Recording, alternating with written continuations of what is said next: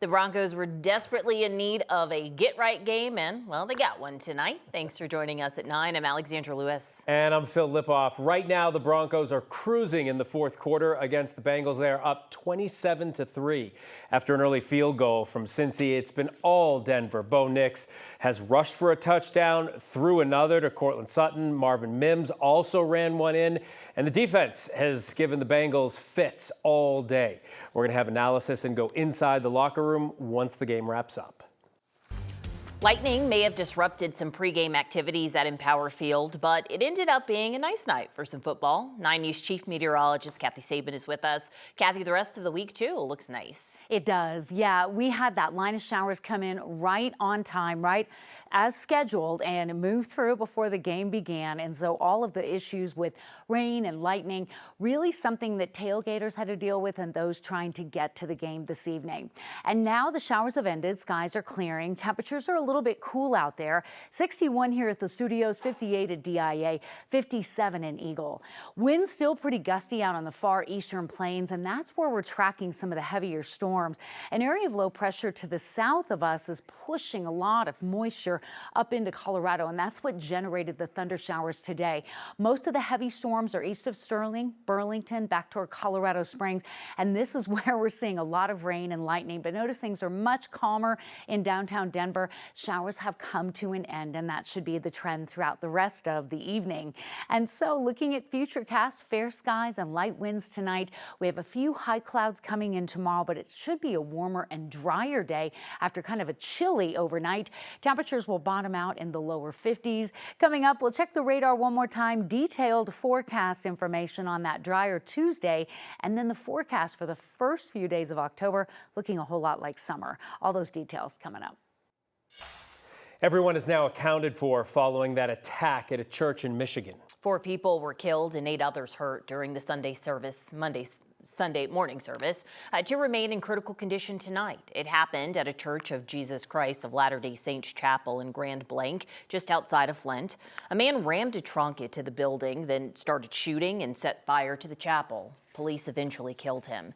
The 40-year-old served in the Marines and was an Iraq War veteran. His family says they're still in shock. The FBI is investigating the attack as an act of targeted violence. 9 News reporter Rachel Krause joins us now. Rachel, you spoke with LDS faith leaders here about the attack there. Yeah, and understandably, they say the attack on a church in Michigan was shocking, tragic, really hard to understand. They're now ready to take their pain and confusion and put it to prayer.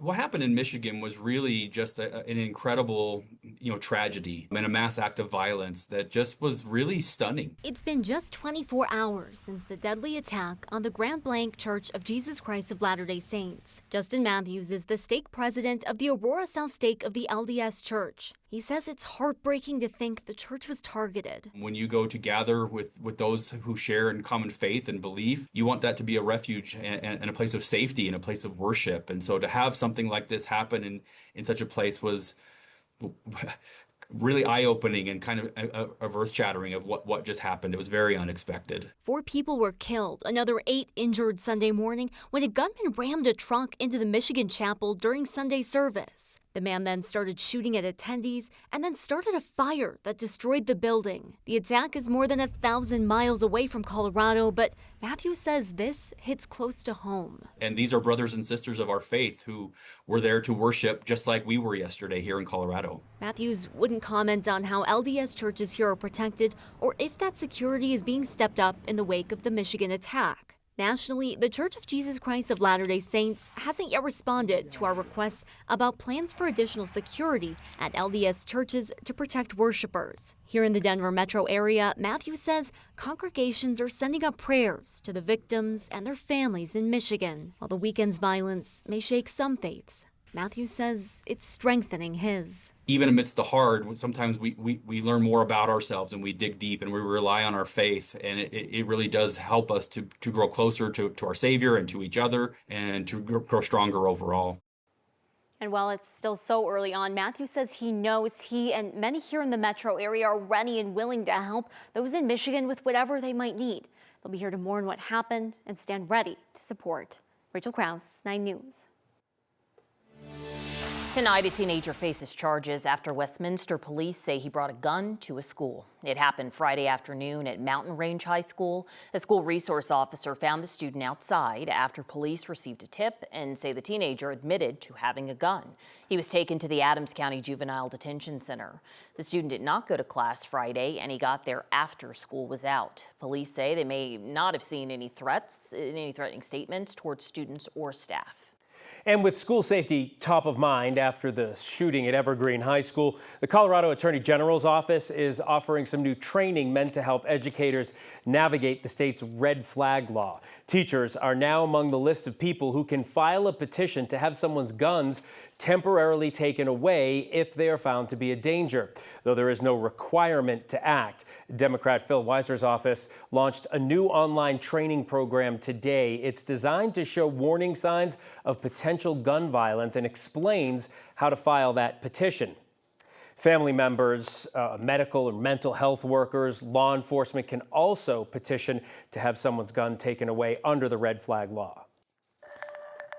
A prominent immigration activist has now been detained for 6 months. Tonight, her legal team is making a new push to release her. A vigil was held outside the ICE detention facility in Aurora tonight in honor of Jeanette Vizguerra. She's been there since March. ICE says she's being held on a reinstated deportation order from over a decade ago that's tied to a prior removal after she was caught driving without a license and using a fake ID. Her supporters argue she's being detained because she's been so outspoken about the Trump administration's immigration crackdown. That's a message Vizguerra echoed while speaking to her supporters over the phone. Por esa razón, hoy comienza mi lucha pública. No voy a volver a callar, no voy a volver a quedarme sin levantar mi voz, sin denunciar lo que pasa dentro y fuera con el tema de inmigración. Vizguerra also said her health is deteriorating and she's starting to feel vulnerable. Her legal team filed a new motion today seeking her release. They argue she shouldn't be held indefinitely. Loveland's only overnight homeless shelter is set to close tomorrow. The city says the South Railroad facility was always meant just to be temporary. It opened in 2023 with funding the city says is now all used up. The city says it will open up an emergency overnight shelter when severe weather hits, but has not laid out any plans for relocating the people currently staying there or for establishing a permanent long-term shelter. They plan to hold a public discussion on homelessness Wednesday night.